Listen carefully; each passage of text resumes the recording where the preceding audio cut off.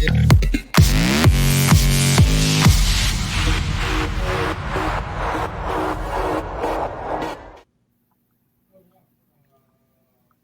everybody, welcome to Big Beautiful Badasses. Today is going to be a little bit different because I am joined by Mallorie Dunn. Now, obviously, you can see the image. Mallorie is straight sized, and rather than being the voluptuous plus size body. But there's a reason I have her on today, and we're going to go into that in just a minute. But for anybody who does not know, I am Kimberly. I am your host. I'm going to apologize now for my lack of makeup. Menopause is not my friend, as you can see by all of this. So bear with me, you guys. I don't normally look this bad. But, we work with what we work with. If you want to be a supporter for this podcast or any other podcast I do, you want access to listener only support, make sure that you go to buymeacoffee.com/this fat girl life. That's where you are going to find listener supporter only content. You're going to see daily videos coming up. You're going to see tips and tricks for your body type, your body size, and all kinds of interesting things like that. So make sure go there, buy me a coffee, keep me caffeinated. It's how I survive, you guys. So let's get back to topic at hand today, though. Malllorie is joining us. She is the owner of Smart Glamour, which is one of the very few literal size inclusive clothing brands out there. Now, that's something that we see a lot of, especially in the plus size community. Companies that say they're size inclusive, and it goes up to a 2X, maybe a 3X if we're lucky. Not Smart Glamour. Malllorie has made it a mission to be truly size inclusive. And that is why she is on the show today. She is a champion for all bodies. So, Malllorie, before we get in and we talk about this, why don't you tell everybody a little bit about yourself? Sure. Yeah. My name is Mallorie Dunn, as you said, it says on the screen. And I am the owner and designer of Smart Glamour. I started Smart Glamour in 2014. But I have been sewing and making clothes for about 20 years, and I've been working in fashion in general for about 10 years. Now, what was the turning point for you where you knew you wanted to be truly size inclusive? It wasn't really ever a turning point. There was never a point that I was not doing that. I have been interested in clothing. I don't even really say fashion my whole life. I say clothing because I was never really interested in like designers or that kind of part of fashion, the like high fashion. I watched high fashion runway shows because I think clothes are interesting, but I wasn't really paying attention to who the designers were. Not interested really in like the trends or like being cool or like that part of that like fashion really so hardly relies on. I just like clothing. I like making things with my hands and I like self-expression. And that was always my interest. And then when I was in high school, my high school had a fashion design program, which I took part in. And I did a runway show. So this is, 2004, 2005. And my models were my friends, and my friends were of all shapes and sizes and ethnicity and ability. And they were my models, and it wasn't intentional. Like I wasn't trying to like make any kind of statement. I just was like, I'm making clothes. My friends are going to be my models, and that's going to be that. And then I went to FIT for fashion design in college. I loved learning at that school, but I didn't really love the trajectory they were setting me on. In the like corporate fashion world, which like prior to going to school, I didn't even realize that like that was a thing or that's how clothes are made. Like, you just don't think about like the business aspect of things when you're like 18 and you just want to make pretty clothes. And so I went and I transferred to Pratt Institute and I got an art and design education degree. then I missed fashion. I went back into fashion. I ended up working in corporate fashion. I was correct in my assumption that I really didn't like that. I didn't like how unnecessarily stressful it was for like no creativity. We were making things for like Walmart, Kmart, Ross, Burlington. So like those kind of stores, they don't have design teams. They buy their clothes from design houses. So like I worked at a design house that made clothes for those companies. And it's just a lot of copying other people's things and then making them in less and less good quality items so they can be cheaper and cheaper. And yeah, I did it for a while and I was like, this is not fun. This is not what I got into fashion to do. So I left and I started doing this freelance work. And during that time is when I thought of the concept for Smart Glamour, which was basically an answer to what I saw as the main problems within fashion, being that it is exclusionary, being that it makes people feel bad about themselves. It makes people feel like their bodies are wrong. So the idea was I'll make clothes for everybody and then I will put all of those people in said clothes and it will make a difference for the people wearing the clothes, for the customers, but also for the people who just happen to see the imagery. So yeah, there was never a turning point. It's just, I've always just been this way. Now, when you are coming up with the concept for a different clothing piece, mm-hmm. when you start doing that, do you think about like how it's going to look on every body type, or what is your process there to make sure that it is going to be something that everybody's going to want to wear? So I feel like I have a lot to say to answer that question. So the first thing is that no, I don't think about what it's going to look like on people's body types, because I strongly believe that any person of any body type can wear any garment of clothing. It just needs to be made for them. So that doesn't mean that the design needs to change in any way. It just needs to be physically made in their size. And there are no reasons that any garment cannot be made for any person. I make clothes in a very different way than mainstream fashion makes clothes. I hand make clothing myself and it's all customizable. When mainstream fashion is making clothing, the majority of mainstream fashion is, very, very, very mass produced. It's made in incredibly high volumes. They follow a size chart that they've come up with that they think represents their customer. But human bodies are not made off of size charts. So the majority of people, I think that people just kind of get attached to what they believe their size to be, and then they just order that size across the board.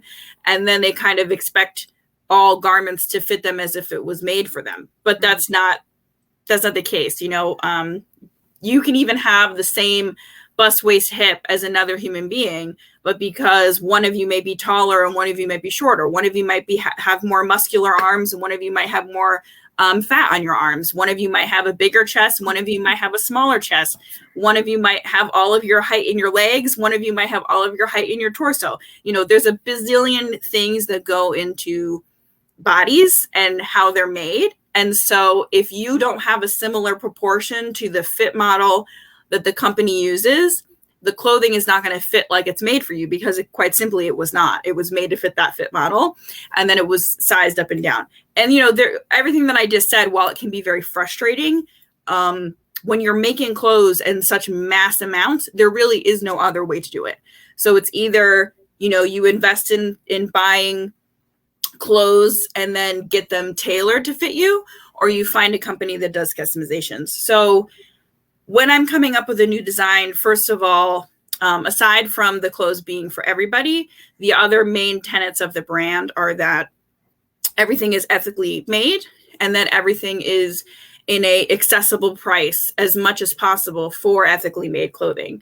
So I'm constantly thinking about those things and how all of those things intersect, more so than I'm thinking about, I need to be able to make this for all people. That doesn't matter. I can make everything for all people. So it's more about, what kind of fabric am I going to make this in? Is that fabric going to last a long time through washes and wears?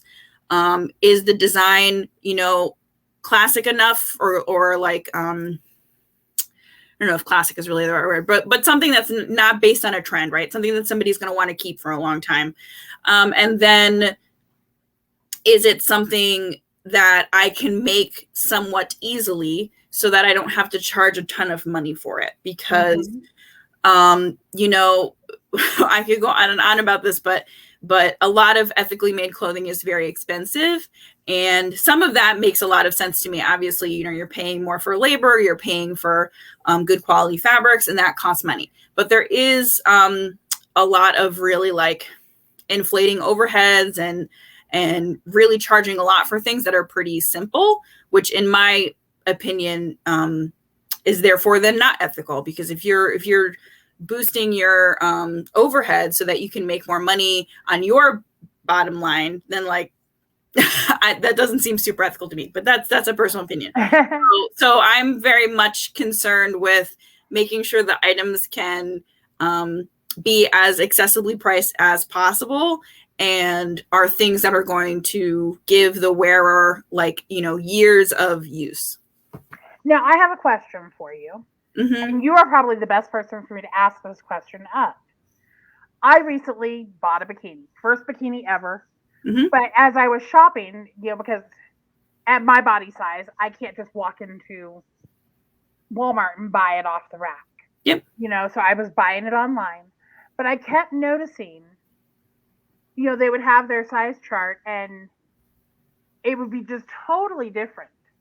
You know, I'm going to use, you know, just like a random 2X. You know, should fit this size normally, but their 2X fits a medium person. Why? So the first thing is that there is no universal size chart, period.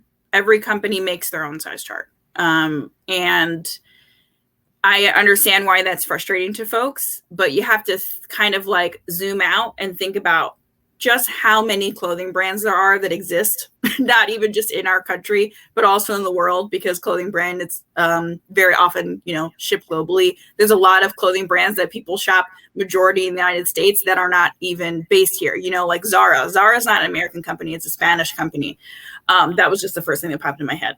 But anyway, that being said, clothing brands decide on not only their size chart, but also their size range. You know, as we just mentioned, everyone carries different sizes of clothing.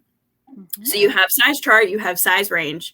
Then companies have who they think their customer is.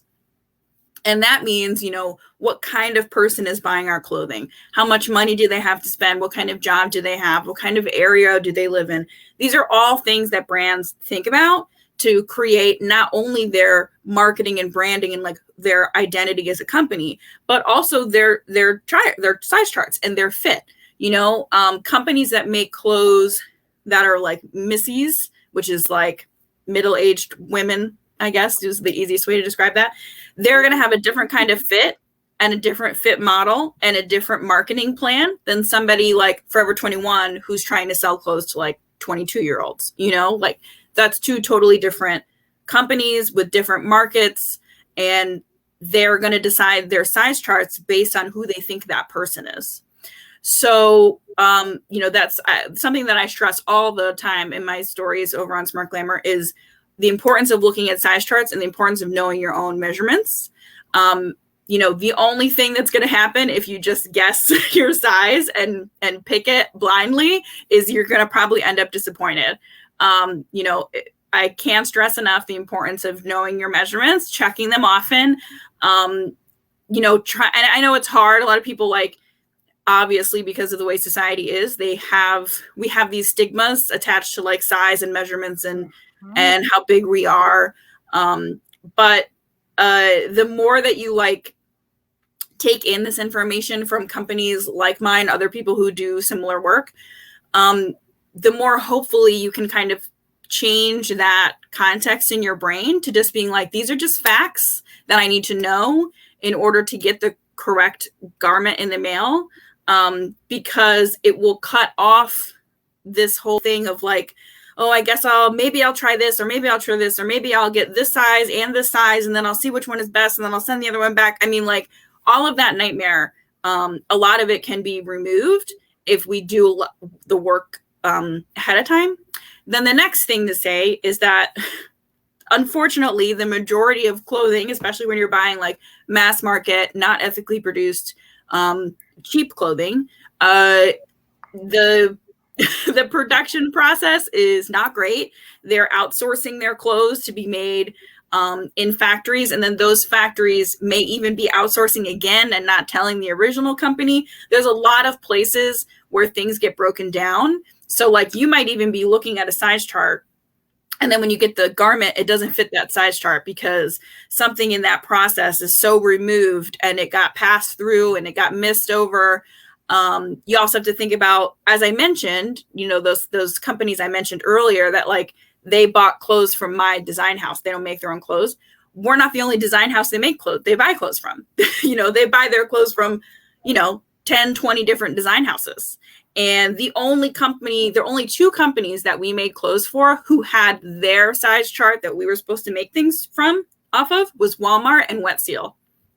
Every other store just bought whatever we made. So they're doing that from us. They're doing that from another design house. They're doing that from another design house. So like, it's really just the system as a whole that is broken.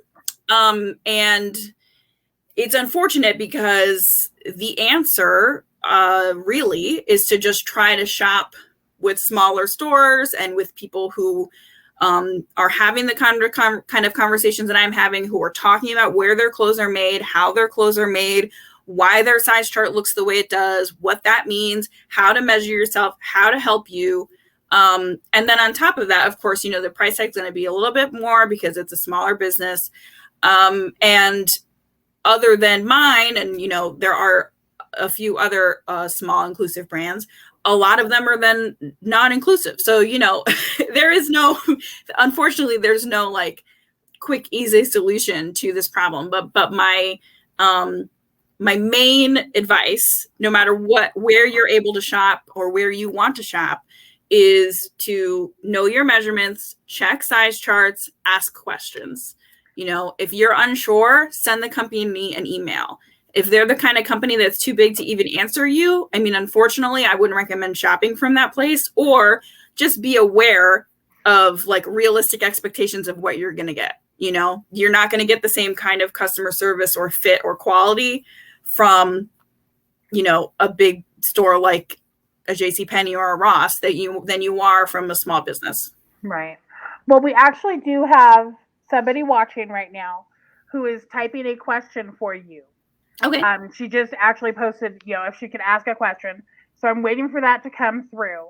Sure. And then we're going to let one of our viewers ask you a question. Sure. So I'm just waiting for that to come through. Grab a drink of coffee.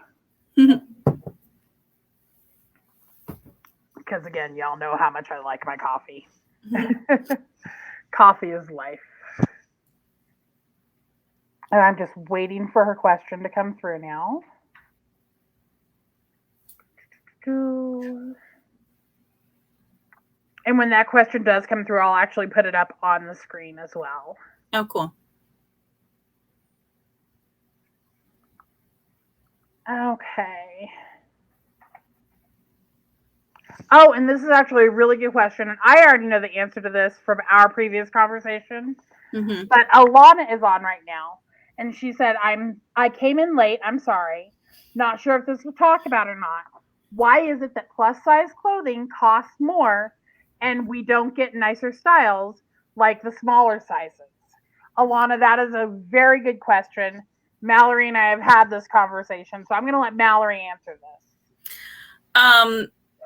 So this is something that I talk about fairly often on my social media accounts, and I actually just put up a post a few days ago about pricing and why, not necessarily why this happens, but why it should not happen and does not need to happen. The very quick, short answer to both of these parts of this question is that the fashion industry is fat phobic and they don't like fat people. That's to be quite frank. And anyone who tells you different, like that's, I don't know why they're trying to defend an industry, but that's the case. I'll address the cost thing first. So basically what's happening is the fashion industry won't let go of the idea that straight size people, and specifically like a medium, a small medium, is the average size person. They've attached to this concept. It's, you know, who knows if maybe it was true back a bazillion decades ago, but it's not anymore, and they won't let it go. So a lot of companies that do either straight size only or straight and a little bit of plus, they see that as two different customers. So they have a customer of straight size and a customer of plus instead of just clothes for everyone. And that goes into design, but it also does go into cost, because what they're doing is they're costing their clothing off of a sample size of a medium or a small, depending on what their range is. And then they're making plus size clothing and they're costing that off of maybe a 1 or a 2. And so therefore the plus size clothing is going to cost more because it's more fabric, blah, blah, blah, blah, blah. You know, they had to bring in a different fit model for it, etc. The fact of the matter is, however, that the majority of human beings, especially in America, are plus size. And the average woman or femme in America has a 38-inch waist and wears a 1 or a 2, depending on the company's size chart, as we just mentioned. So if you actually wanted to, you know, make the most money and do things correctly, you would have all of your clothing under one umbrella. You would be costing off of a 1X, 2X. That would be your target customer. That would be who you're advertising to. That would be who you're marketing to. And then the smaller and the larger sizes on the other sides of that even each other out. That's what I do. That's what other inclusive companies do. But when we think about very big brands, they have plus size and straight size people as if they're not even the same person. And then when companies, you know, started off with, say they created a company and they make extra small to extra large, and then people get on the internet and they yell at them and they say, you need to make plus sizes. And they go, okay, we'll tack on a 1 and a 2, or if you're lucky, a 1, 2, 3. Again, that's like an addition. They're tacking that on. So they're not going to readjust all of their costing. They're just going to cost for plus sizes separately than from their straight sizes. And also a lot of those brands that do that then don't go the extra step to actually invest in this plus size customer. They're not following plus size conversations online. They're not giving money to plus size influencers. They're not putting plus size models on their websites. And then when plus size shoppers either A, don't even know that they started making clothes for them, or B, don't trust them because they don't see anyone in the clothes that represent them. They don't see any influencers wearing their clothes. They don't see any reviews of people wearing their clothes. So they don't give that brand their money, rightfully so. Then the brand goes, oh, sorry, you know, the market's not there. No one bought the sizes, so we're just going to stop making them. So it's truly a failure of the industry and of those brands. But the fact of the matter is, if we, you know, society at large is fat phobic, and then fashion industry is fat phobic, fashion education is fat phobic. So until those things change at the start, it's not going to trickle into fashion companies. You know, if education is fat phobic, the people that leave that education and start brands are also going to be fat phobic. So like it's a large problem that needs to be addressed in many areas. And so I'm just going to, you know, long and short of it, we are invisible. Yeah. Bodies like this, bodies like mine, I'm going to use mine as the example, are invisible. And the ball gets dropped. And as far as like the nicer styles and stuff, we get the leftovers. That's the long and short of it, as from what I'm gathering.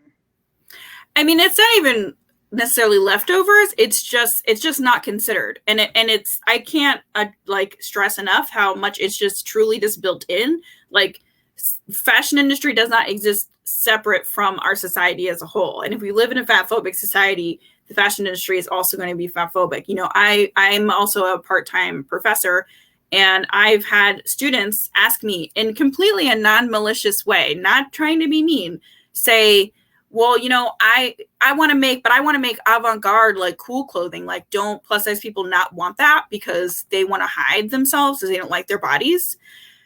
And I was like, okay, well, you know, thank you for feeling you can ask me that question. I would just ask back to you, like, do you think that all straight size people want avant-garde clothing? Like, no matter what person, every straight size person wants avant-garde clothing and every straight size person loves their body and wants to show it off? And they were like, no. And I was like, well, if you don't think straight size people are a monolith, then why are plus size people a monolith?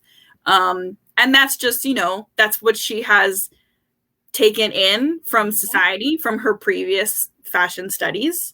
And it's what people think. And it's unfortunate because it's not true. We know it's not true.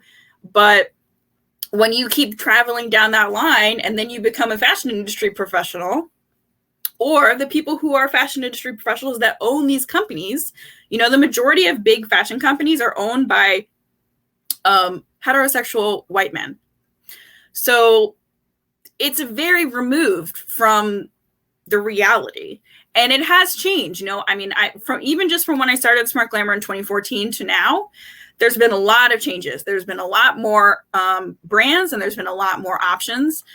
It's still nowhere near enough. I mean, just as of like 2 years ago, only 12% of the total money in our country spent in women's clothing was plus size people. When plus size people are 67 to 72% of the population. So there is a huge gap in the market. Plus size people are completely underserved while being the majority of the population. So we can only continue to move in the right direction. Well, and Alana, if you check out my Buy Me a Coffee, I am actually going to make a post listing a couple different size inclusive, like truly size inclusive brands, because there are some out there, you know, like Mallorie said, you know, maybe 12% of all of it is really size inclusive. But it's something that, you know, when I first started my journey of really appreciating my body and not wanting to hide it, I started looking at other clothing and realized how much there really wasn't until I started really digging into different brands. And I'm lucky that I've been able to kind of be pointed at, you know, have different ones pointed out to me. So we have another comment. Something to interject. When I was growing up, plus size clothing was made as almost to make a plus size person's, I'm assuming that should be plus size person's body, an object of ridicule, lack of style, and what looked like leftover fabric. And I can honestly say I have felt the same way as a plus size woman. You know, we see that a lot. I look at different magazines even that are supposed to be for plus size. You know, that's the size they cater to. And I don't want to wear something that looks like a muumuu. Right. And I mean, that just ties back to, like, it's just literally what society has taught people. And it's you know, it's incorrect, but unfortunately a lot of people specifically within the fashion industry just don't see the plus size consumer as an important consumer. You know, I also did a post recently just pointing out the fact that, like, plus size people are not a niche market. People love to think that, like, plus size clothing is a niche market. You can't be a niche. You literally, by definition, cannot be a niche if you were the majority of human beings. That's not a niche. If anyone is a niche, it's straight size people. And if that sounds ridiculous, because it does sound ridiculous, it would be even more ridiculous for plus size people to be described as a niche. You cannot be a niche if you're the majority of human beings. Well, Malllorie, I want to thank you for all the work that you've done. I really feel like, you know, companies like yours have kind of started really broadening the scope and hopefully are leading the way for women to feel comfortable in their bodies and in the clothing that they wear, because you're making clothing that can fit our bodies. So thank you so much for doing that. You're welcome. And I would very quickly love to steer people's attention. If you don't already know of or follow the influencer and activist Saucy West, her handle is spelled SAUCYE West. She is an incredible California-based plus size model, activist, influencer, and she just started an initiative called hashtag Fight for Inclusivity, where she is making an ongoing list of companies to boycott and then companies to support. She is specifically focusing on getting companies to go past a 3X. She herself is on the other side of a 3X. So the point is to call these companies in and make them see the importance of making clothing in larger sizes. But she does also have some slides with brands to support. So if you're looking for companies that do make not only, you know, a 1, 2, 3, but beyond, definitely check out her posts and check out the support slides as well. Okay, that was SAUCEYWEST. EYE. The Y is in front of the E. Okay. Is that all one word? Yes. Sauce And West. is that her Instagram handle? Yes. Okay, you guys, I am actually putting that on the screen right now. So Yes. that is SAUCYEWEST on Instagram. Yeah. So I am going to encourage everybody to go on Instagram, check her out, follow her. I will be doing that myself once this episode is over because my phone is literally right here. And I am on Instagram all the time. So I will be checking her out as well. But you guys, this is another resource to help plus size bodies to be able to feel comfortable. And if you guys know me, you know that's what I'm about, is learning to love yourself and accept yourself in the body that you're in. And clothing plays a huge part in that, because if you don't feel like you look good, then you're not going to feel good in general. They go hand in hand. So that is why we did this episode today. Malllorie, I want to thank you so much for coming on and having this conversation with me. I love that this is the second podcast episode I've gotten to do with you. I absolutely love being able to talk to you. Yes, thank you so much for having me. I really appreciate it. Of course, of course. Now, I have one final question for you. And I have to kind of revise it because normally this is a question that I would ask, somebody in a larger body. Mm-hmm. So,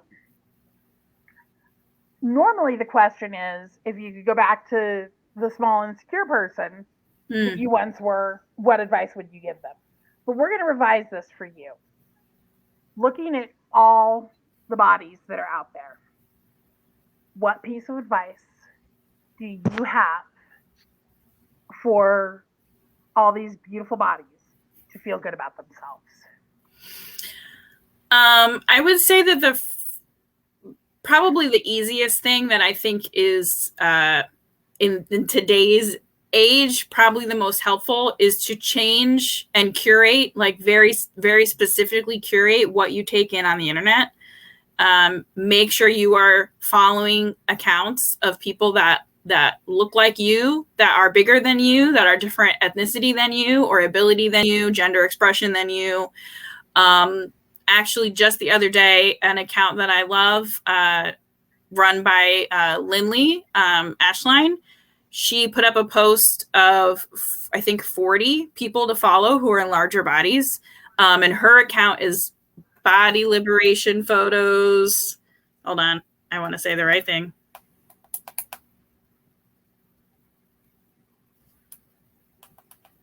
Boop. Come on. Body Liberation with Lindley. So body spelled, BODY, liberation, LIBERATION, with, full word with, and then Lindley, which is LINDLEY, Lindley. And is that on Instagram as well? Yes. So she just 7 posts ago has 40 plus larger fat Instagram accounts you should follow. So following people who are your size, who are bigger than your size, who are different from you, making sure that you unfollow. If it's somebody that you feel like you can't unfollow, you can mute, you can remove them from your feed. Anyone who posts things that make you feel badly about yourself. And, if it's a close personal friend, just mute them. They're not going to know. And then at some point, if you feel like you can, bring them back. You can check to see if their content has changed in any way, and then you can unmute them.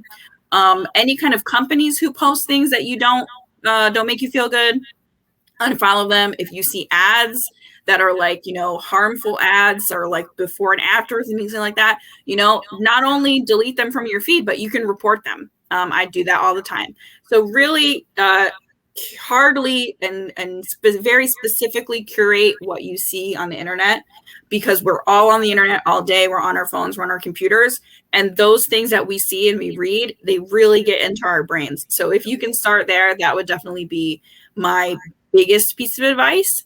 And then my next piece of advice would just be, and I know this one's a little harder, is to just get to know yourself. It's very easy to be scared of things that we don't know. And I think that when avoiding mirrors, when you're like, trying not to pay attention to what your body looks like or who you are, it just kind of piles and piles on itself. And then it's really hard to come back from that. So like, take pictures of yourself. Even if you don't post, you don't have to post them anywhere. You don't have to show them to anybody, just for yourself. Do look in the mirror, don't try to hide away, especially even from yourself. Because it's a lot easier to learn to accept and love someone that than someone that feels like a stranger. So just try to stay in tune with yourself. I absolutely love that. Well, Malllorie, again, thank you so much. Alana just asked a question. Are these people only on Instagram? I'm not an Instagram person. So Lindley is not. Lindley is on Facebook as well. Body Liberation by Lindley, I believe, is the same handle on Facebook. She also has a website, Body Liberation Photos, because she does stock photography is her main business, but then she does like online body liberation content. So that's why those handles are what they are. But if you don't personally have an Instagram, these people's Instagram accounts, you can still look them up even on a desktop, and it will open up. And then if they have other links in their bio to their websites or to Twitter or to Facebook or to a newsletter, you can do those. You can click those things and follow them elsewhere, and you don't have to be on Instagram. But that's just like an easy way to find them. Yeah, there's a bunch that I follow on Instagram, on Facebook, on TikTok. Mm-hmm. There's different influencers in that realm on all of those. And Alana, if you need to, feel free to message me privately, and I'll forward you some as well. I can definitely do that for you. Well, you guys, that is all that I have today. Again, Malllorie, thank you so much for joining me. If you have enjoyed this episode, if you got something out of it, if you want to see these continue, keep me caffeinated, you guys. buymeacoffee.com/thisfatgirllife right there. You guys have a great day. I will be back tonight with an episode of The Rope of Hope, as well as This Fat Girl Life. Bye, guys.